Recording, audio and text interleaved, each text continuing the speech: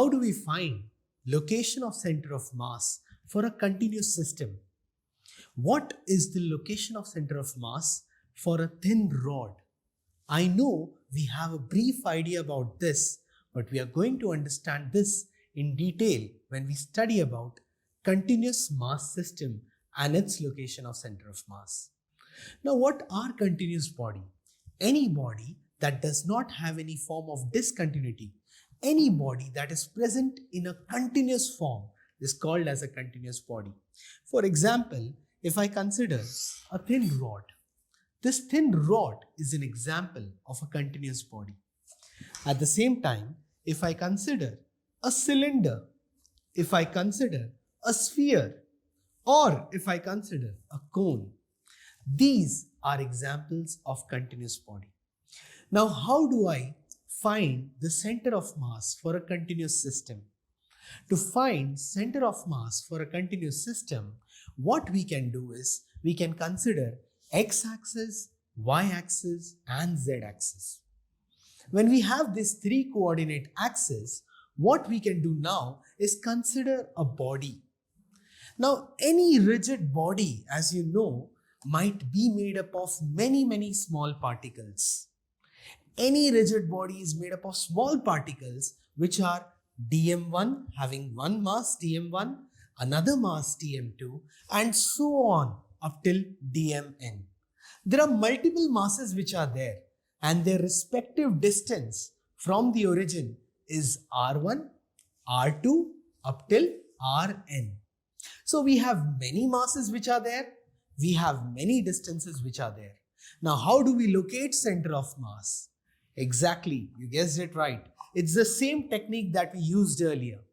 R is equal to dm1 r1 plus dm2 r2 up till dmn rn, the whole divided by m1 plus m2 up till mn. Now this addition of small masses, when we keep on adding small masses, this process of adding small masses to obtain large mass, this process was called as integration. So rather than writing the complete formula in the form of summation, we write this formula in the form of integration. That is, R is given as integration of dm into r bar divided by integration of dm. Now as we know, location of center of mass R can be separated into three sections: x, y and z. X, the x location of center of mass is given by integration of dm into x divided by integration of dm. Similarly, y is given by integration of dm into y divided by integration of dm, and z is given by integration of dm into z divided by integration of dm. Now this is how we locate center of mass for a continuous body. But again, this is not a very simple technique and we need to learn its application. So to go ahead with the application and to find out how we locate center of mass for different bodies, there is a 5-step plan that we need to obey. These 5 steps are fairly simple and easy to follow for different types of bodies. Step number 1. The first step is to write down or choose the appropriate formula that we are going to use. The formula can be of r, x, y and z.